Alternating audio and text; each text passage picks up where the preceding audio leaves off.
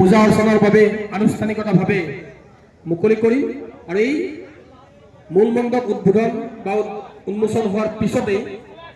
আমি শ্ৰদ্ধাঞ্জলি জ্ঞাপন কৰিম দীপক শৰ্মা আৰু ভূপেন হাজৰিকাক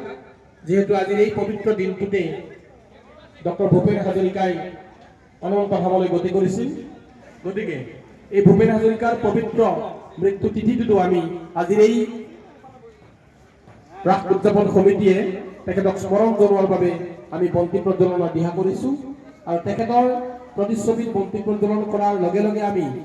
63গৰাকী ব্যক্তিৰ হতুৱাই 63 গছি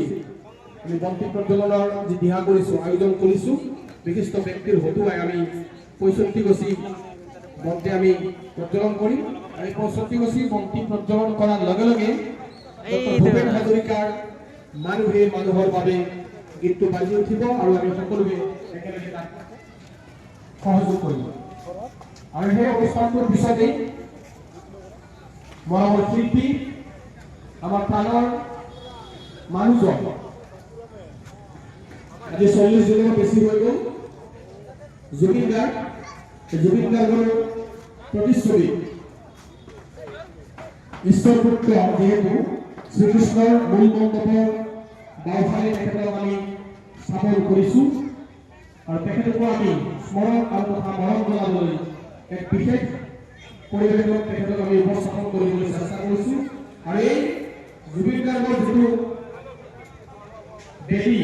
বা তেখেতক স্থাপন কৰাৰ যিটো স্থান এই স্থানটো বিশেষভাৱে এগৰাকী ব্যক্তিয়ে খুব সদায় তথা প্ৰত্যাহ্বানত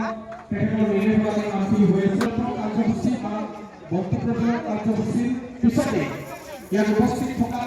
প্ৰতিগৰাকী ব্যক্তিয়ে মায়াবিনী ৰাতিৰ বুকুত গীতটিত আমি সহযোগ কৰিম সেয়েহে সকলোকে ৰাইজক মই অনুৰোধ জনাইছোঁ যাতে আমাৰ আজিৰ প্ৰথম দিনৰ প্ৰতিটো কাৰ্যসূচীয়ে সফল ৰূপত আপোনালোকে অংশীদাৰ হয় নিশ্চয়